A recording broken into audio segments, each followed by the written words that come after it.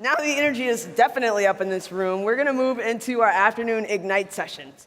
How many of you all have seen Ignite presentations before? If you've been to Let's Meet You Tech before, you've seen it. All right, for those of you folks that are new to the game, welcome. It's gonna be 5 minutes, 20 slides, 15 seconds each. So we might have some little snafus along the way, but that's the whole part of the game. The great thing is you're gonna learn something really awesome, and you're gonna see some folks that have really practiced hard to get this stuff nailed down. So I'm gonna go ahead and welcome up first Megan Rose Dickey, who's gonna be presenting on the Kinsey scale for diversity, something near and dear to my heart. Come on up, Megan.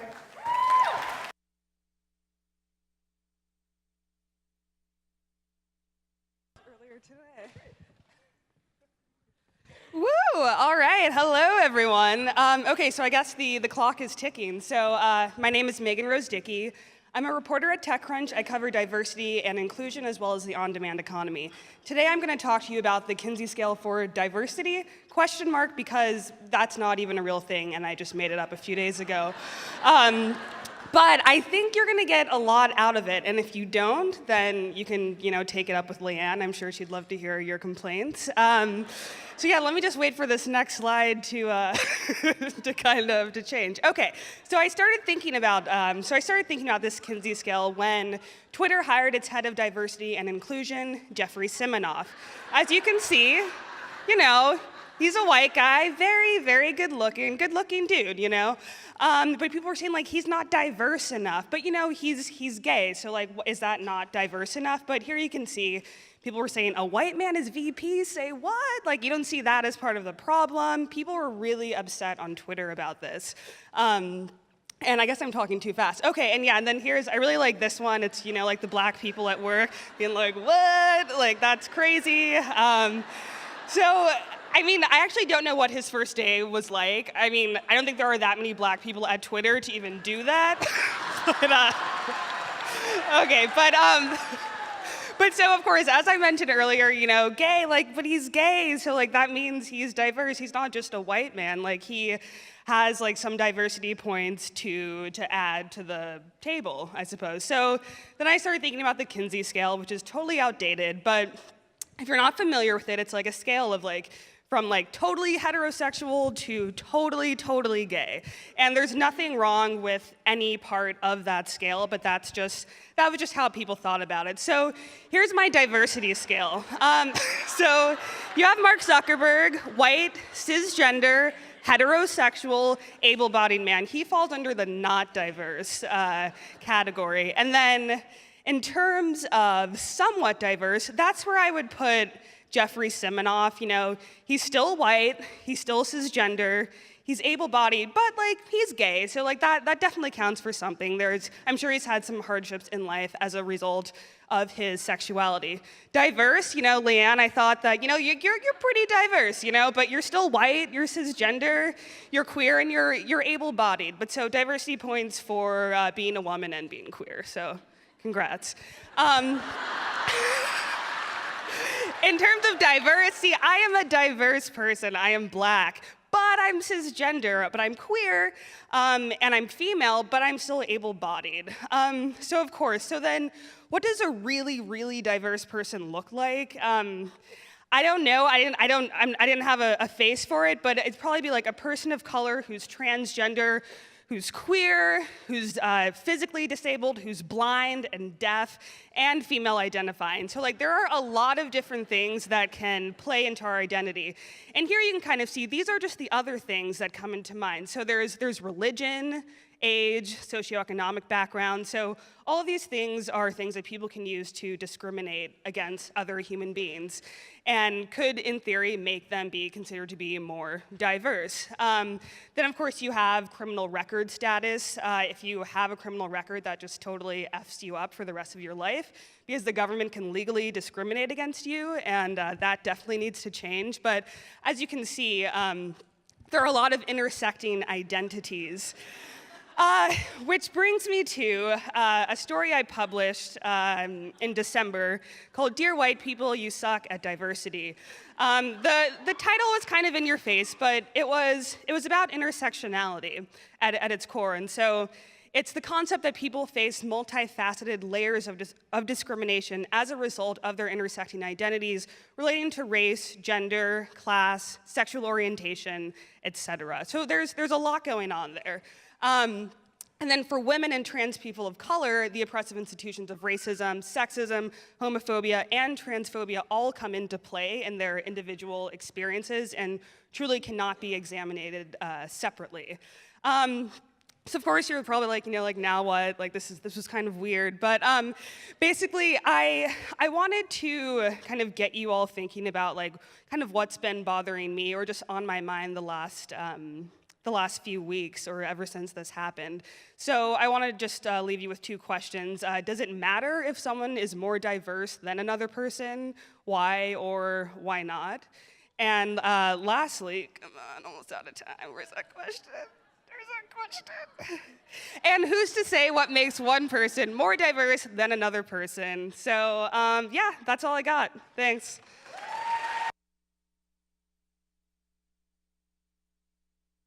Awesome. Next up, we're going to have Ginger Chin, who's going to be talking about embracing your fears, make the stories yours.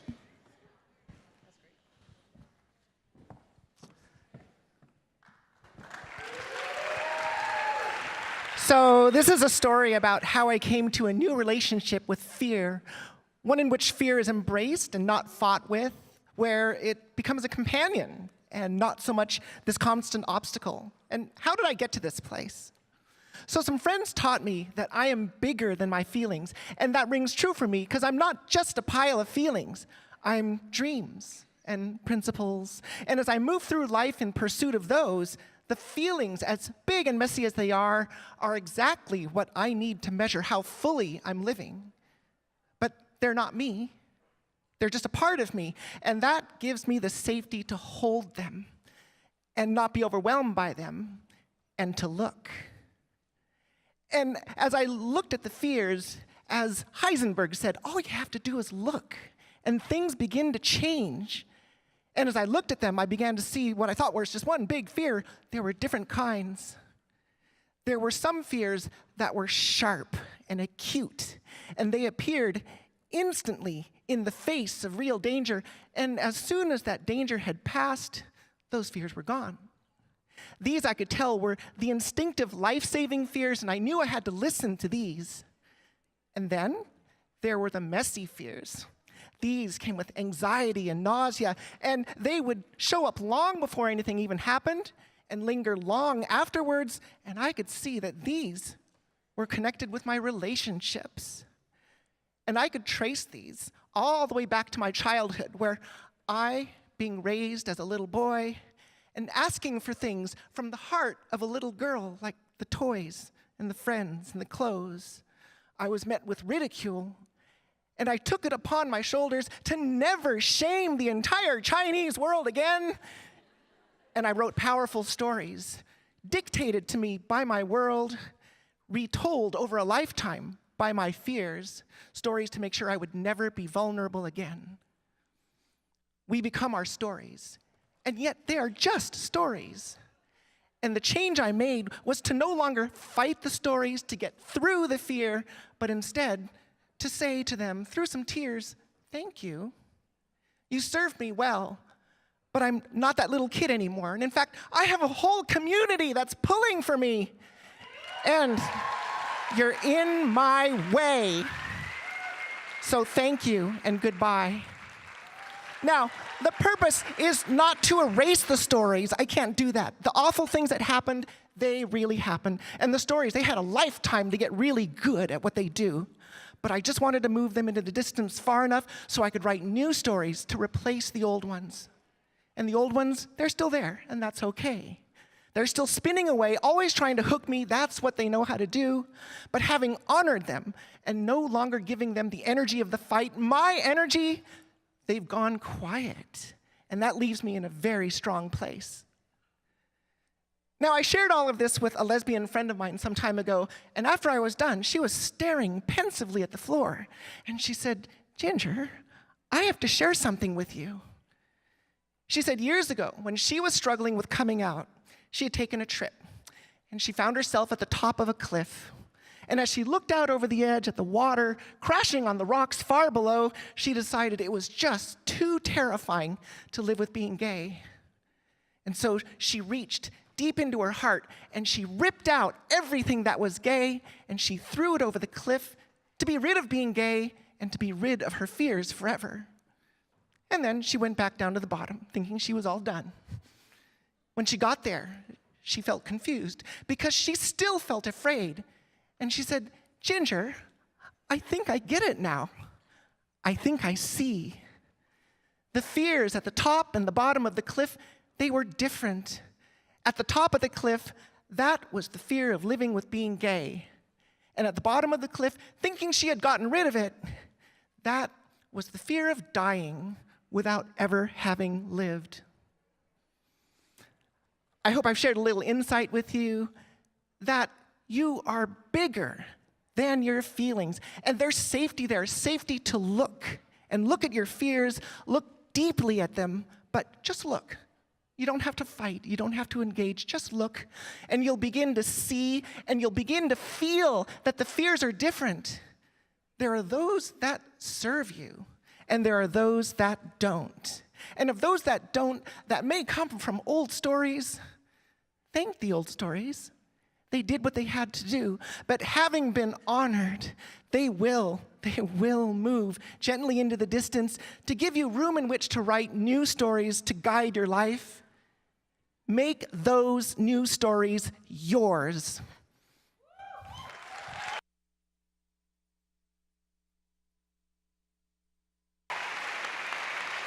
Next up, we got Jamie Chung, who's going to talk about CSS versus My Gender, a study in transitions.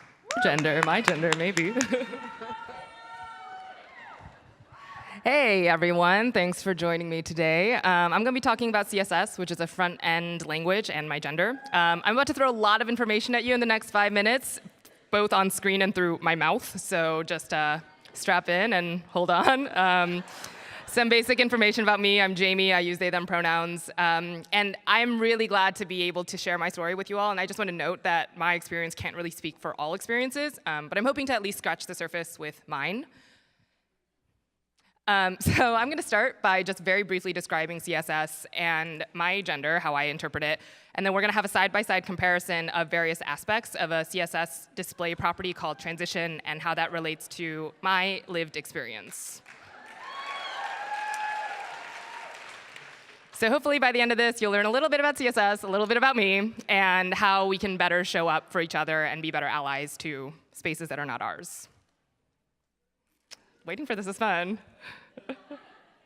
OK, so let's get started. CSS is essentially kind of like the tablecloth on top of the table that is HTML.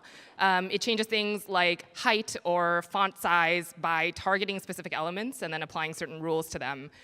So this is an example of CSS written by me. My gender has less rules and more shrugs and squiggly lines. I feel good about words like genderqueer and gender nonconforming. I also feel very seen by Korean boy bands and shiny black cars. The color gray, apparently. OK, so here I've listed the 4 arguments that we're going to talk about in detail. And CSS takes these arguments and essentially animates the state of an element from one to another. So the example I've provided here is going to change the height of something over the course of 5 seconds. This slide I actually made really late at night, and I didn't think that you would have time to read all of it. But TLDR, I basically I'm hoping that by discussing more than my physical transition, we can make space to discuss my experience beyond just tokenization. So the first thing that you apply to CSS transitions are the things that you actually want to specifically target. And for me, it's not really as simple as just applying the transition, but it's important to note that transitions take place over multiple aspects in someone's life. The second argument that you provide is the duration of time that a transition takes place. And here I want you to take away that no matter how long or how little time a transition takes, it's never equating to more or less trans or trans enough. The third argument that's going to be provided is a mathematical function that essentially describes the trajectory of a transition. And in life, we don't really get math functions, and sometimes shit doesn't go according to plan. And in that case, I found a lot of comfort in Choco Tacos and my support network. The last thing that we're going to talk about is a delay. And I didn't come out as trans for a long time because there were several aspects of my identity that I hadn't yet come to terms with. And had I not waited, I wouldn't have been authentic in terms of how I approached my gender. So in the end, we actually have a lot of similarities. CSS, transitions, and my gender both are multifaceted. They are both contingent on various functions of time, and they're a little bit more nuanced than you might expect, or than Wikipedia might say. And in terms of differences, it's like pretty much everything else. So gender is really difficult, and I think about it and I interact with it every day. It's pretty much every moment that I reconcile what it means to look the way that I do and have a stranger interpret it and treat me the way they think is correct. So make your trans loved ones feel validated and feel safe. Even within the queer community, Black, Indigenous, non-binary, femme experiences are being erased, and we're never going to hear them until we prioritize their livelihood and their health. Janet Mock recently said that seeing some of us does not free all of us, and it's amazing that I'm able to basically like come out to you all and feel safe about it. But to date, in 2016, 4 trans people have been murdered, and these are only the deaths that we know of. As an ally, respecting someone's names and pronouns is pretty much like one of the most affirming things that you can do. Yes, even if that person is not around to witness it, actually especially more so. And passing should never be used as a rubric to have someone prove their identity to you.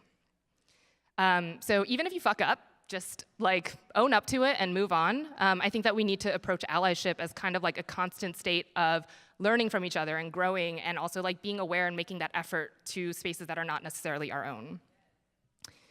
Oh, there was actually a different slide here. So I had a really funny Justin Bieber quote, but that's fine. So even if it is too late to say sorry, it's still important, and I think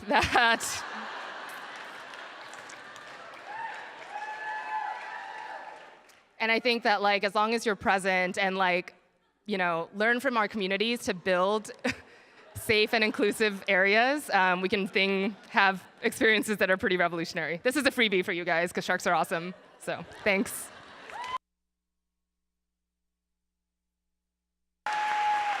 Let's give it up for Jamie. They killed it. All right, next up, we have Allie Fitzgerald, who is going to speak about visual storytelling as a tool for social change in the age of the meme. Yeah, this is going to be hard because I speak really slowly, so I'm going to try this. Okay, some of our primal impulses as humans include creating and consuming stories. And since we live in the age of screens, those stories are increasingly visual. And yeah, the next slide is, a lot of us use emojis to express complex emotional states, but also to refer to objects in the real world, which is sort of hearkening back to this kind of pictorial pre-literate society. So we're in this kind of Marty McFly moment, that's why I drew him there, where we're kind of leaping forwards and backwards. So I teach comics once a week at a refugee shelter in Berlin. This is a comic I made for Vox about that experience. So you can read it, actually. Because the only person who narrates comics is my stepdad, and I'm not going to do that. So you can just do that. This is a young girl from Afghanistan, 13. This is my drawing of her drawing, which is pretty meta. This whole thing is pretty meta. And then to the right, you actually see her drawing, which includes cherry trees and her school and her home and some flowers. And it gives us greater insight into what she's thinking. This is another excerpt. And then at the bottom, you can see Saeed, who drew these kind of war scenarios and who sort of manufactured these weapons really quickly. And then there's my drawing of his drawing. And it was sort of this urgent need to express what Assad's armies had done to his home. And that's actually one of his pictures. Yeah.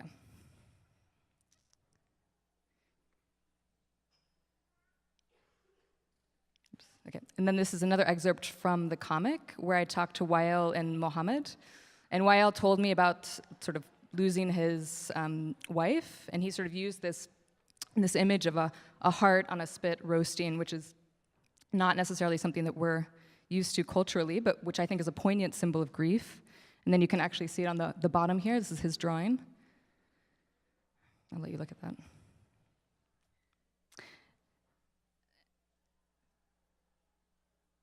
Yeah. And then the next one, we have Muhammad's.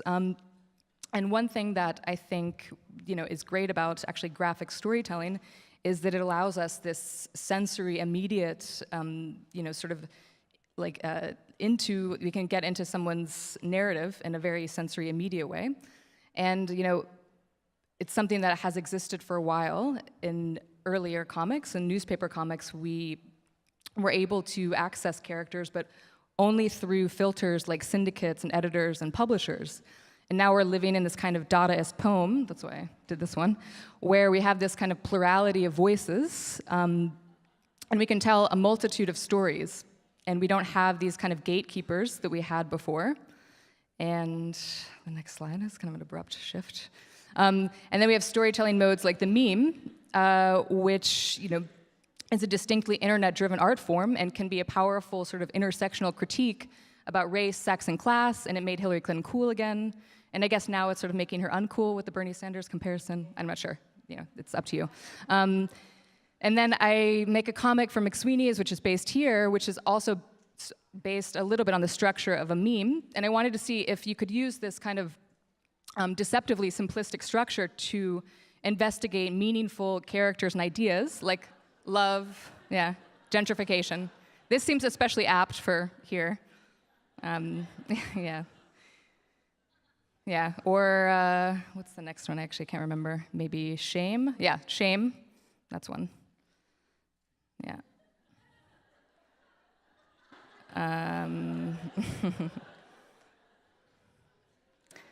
Or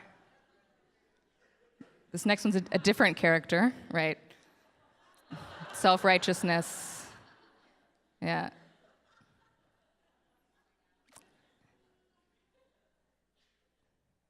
Yeah, and finally, the pursuit of empathy. Is it? Okay, that one, yeah. Right. Yeah.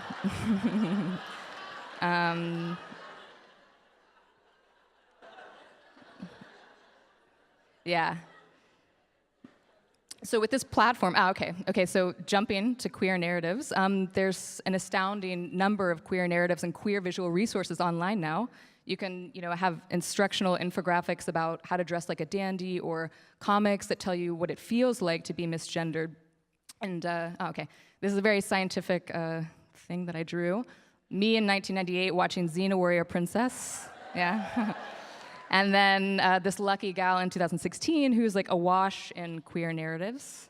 Then that's the end. And I guess to end, I'd like to just say that maybe we can look towards 70s Bay Area feminists who created these zines and repurposed symbols and images in ways that were really thoughtful and used as social catalysts for the greater good. That's it. Okay, thanks. Bye.